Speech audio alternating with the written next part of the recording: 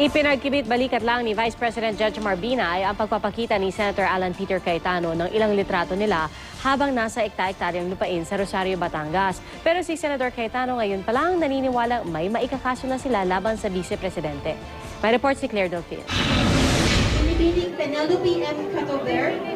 Hindi pa man tapos ang investigasyon ng Blue Ribbon Subcommittee sa Senado sa opinyon ni Senator Alan Cayetano at base raw sa mga ebidensyang nakalap nila, may kaso na silang mairerekomenda laban kay Vice President Jejomar Binay. So far, plunder ang pinakamabigat na lumalabas kasi systematic na pangungurakot na mahigit na 50 million na pesos. May bansag pa siya sa anyay style ni Binay sa pagpupuslit umano ng pera. Malamapya na bawat nakasama niya nakakontrata o naging close ay siyang gagawin niyang direktor o gagawin niya may-ari ng lupa at dun itatago. Pero yung control ay nandun pa rin sa law office at yung control nasa pamilya pa rin nila.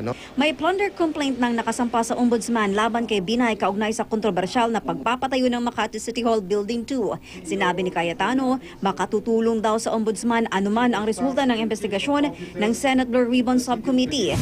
Itinanggi na ng mga Binay na overpriced ang naturang gusali. Dumaan daw ito sa bidding at natutukan ng Commission on Audit. Pero bukod sa Makati City Hall Building 2, iniharap na rin sa Senado ang mga umano'y itinatagong yaman ng mga Binay, tulad ng tinagurian ng mga kritiko na Asyenda Binay. Sabi ng mga Binay, umuo pa lang sila sa malawak na lupain para sa orchids farm ng pamilya. Bukod doon, wala na raw pag-aari dito tulad ng alegasyon ng dating alyado at dating Vice Mayor ng Makati na si Ernesto Mercado. Sa Senado kahapon, pinakita ni Cayetano ang ilang Instagram photo ng anak ni Binay na kuha sa loob ng hasyenda. Pero ang sabi ni Binay, hindi matibay na ebidensya ang larawan para sabing sa kanila ang hasyenda.